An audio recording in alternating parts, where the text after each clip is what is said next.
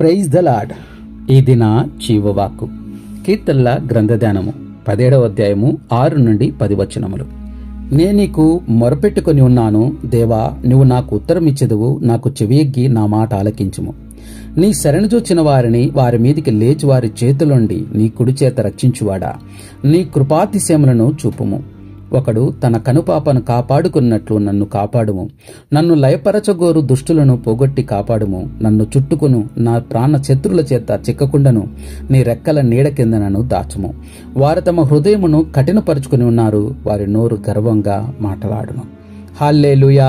ప్రియమైన దేవుని కుమారుడా, కుమార్తె, ఈ వచనాలు ప్రభు రక్షణ కొరకు దావీదు చేసిన ప్రార్థన.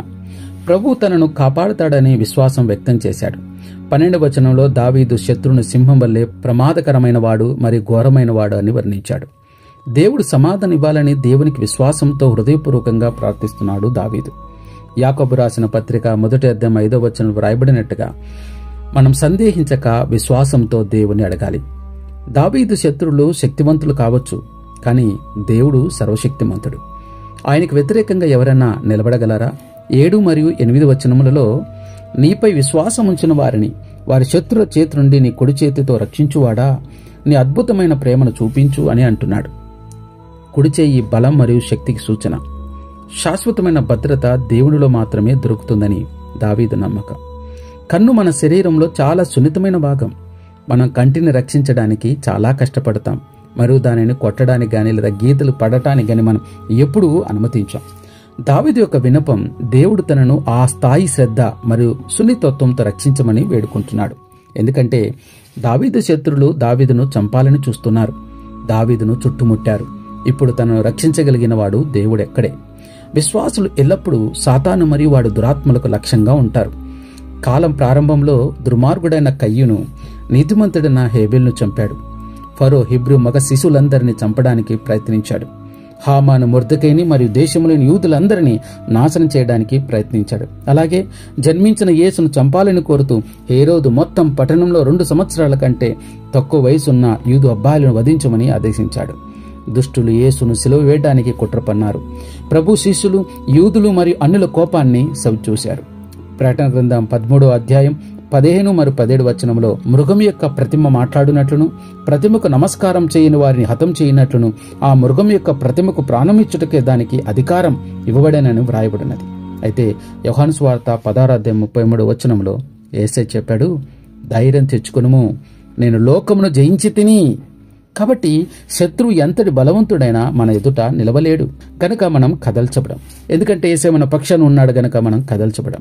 ఎన్నిసార్లు గద్దించినా విననొల్లని వాడు హఠాత్తుగా నాశనమగునని సామెతల గ్రంథం 29వ అధ్యాయం 1వ వచనం ఉంది. ఎవరు వీరు? కఠిన హృదయులే. వీరు దేవుని మాటలు గాని దేవుని గాని లెక్క చేయరు. తమ నాలుకను స్వేచ్ఛగా ఆడిస్తారు. అంతేకాదు పేతురు రాసిన 2వ పత్రిక 2వ అధ్యాయం 18వ వచనం వ్రాయబడినట్టుగా మీరు వ్యర్థమైన డంబపు మాటలు పలుకుచు తామే శరీర సంబంధమైన దురాశలు గలవారై తప్పు మార్గం ముందు నడుచువారి నుండి అప్పుడే తప్పించుకునే వారిని పోకిరి చేష్టల చేత మరలు కొల్పుచూ ఉంటారు. ఇలాంటి వారికి మనం దూరంగా ఉండాలి.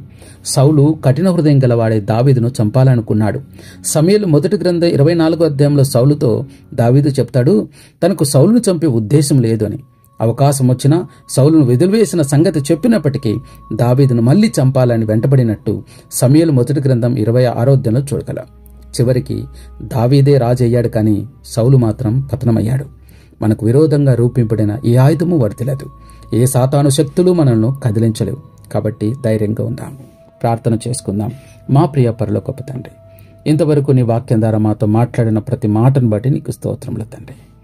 అవును ప్రభా తండ్రి, మాకు వ్యతిరేకంగా నిలబడిన ఏ శత్రువు, ఏ ఆయుధము వర్ధిల్లదు. తండ్రి నీకు వందనాలు స్తోత్రములు. ఎందుకంటే నువ్వు మా పక్షాన ఉన్నావు. తండ్రి నీకు వందనాలు స్తోత్రములు తండ్రి. అయా తండ్రినైనా, అవునైనా తండ్రి, చరిత్రలో నీ బిడ్డలకు విరోధముగా నిలబడిన వారు నిలబడలేదు తండ్రి, నీకు స్తోత్రాలు. ఇదిగో తండ్రి, మా గురి నీ మీద నిలిపి నీ వైపే చూస్తున్నాం. శత్రువైన అపవాదినైనా ఎక్కడ మేము దొరికితే అక్కడ నాశనం చేయాలని చూస్తుండగా తండ్రి, వాడి నుంచి మమ్మల్ని అనుక్షణం తప్పిస్తున్నందు బట్టి స్తోత్రాలు. కంటి రెప్పవలే కాపాడుతున్నందు బట్టి నీకు స్తోత్రాలు తండ్రి. నీకు వందనాలు స్తోత్రములు తండ్రి. ఎందరైతేనైనా ఈ ప్రార్థనలు ఏకీభవిస్తున్నారు, వారు కూడా ఏ సమస్యల్లో ఉన్నారో నైనా, ఏ ఆపదలో ఉన్నారో జ్ఞాపకం చేసుకో ప్రభా. శత్రువులు ప్రభా అనగా అపవాది తంత్రములు నైనా, దురాత్మ శక్తులు ఎంతగానో వేధిస్తూ నైనా వారి కుటుంబాలలో అనేక సమస్యలను తీసుకొని వస్తుండగా ఆ సమస్యల నుంచి విడిపించమడుగుచున్నాం తండ్రి. ముఖ్యంగా గర్భఫలం, ఉద్యోగం, వివాహాల కొరకు ఎదురు చూస్తున్న బిడ్డలకు సహాయం చేయండి నాయన.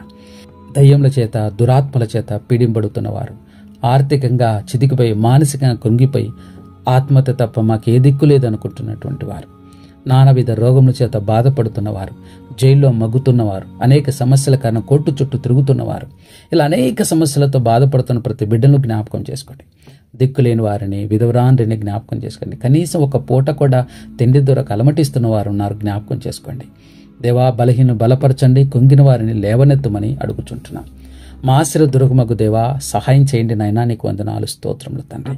తండ్రి, ఉన్న ప్రతి బిడ్డను నైనా పేరు పేరున దీవించి, ఆశీర్వదించి, కాచి కాపాడి నడిపించి అడుగుచున్నాం తండ్రి. నైనా కోత విస్తారంగా ఉంది, పనివారి కొద్ది మందిగా ఉంటుండగా నిజమైన పనివారి నిమిత్తమై ప్రార్థన చేస్తున్నాం. సహాయం చేయండి నాయనా. నీకు వందనాలు, స్తోత్రం. సంఘమును, సంఘ కాపరులను, సువార్థికులను పరిచయం చేస్తున్న నీ కృపాబలం, ఆత్మలం చేత నింపి నడిపించండి. అతసాక్షులు అవుతున్న ఆత్మలకు శాంతి, సమాధానం, వారి కుటుంబాలకు ఆదరణ, నెమ్మదిని అనుగ్రహించండి. అంతేకాకుండా ప్రభా, మా దేశంలో జరుగుతున్న ఎలక్షన్స్ బట్టి ప్రార్థన చేస్తాను. నీ చిత్తంలో ఏ నాయకులను ప్రభా మా కొరకు నిలబెట్టారో వారిని ప్రభా తండ్రి గెలిపించమని అడుగుచుంటున్నాం తండ్రి. నీకు స్తోత్రాలు.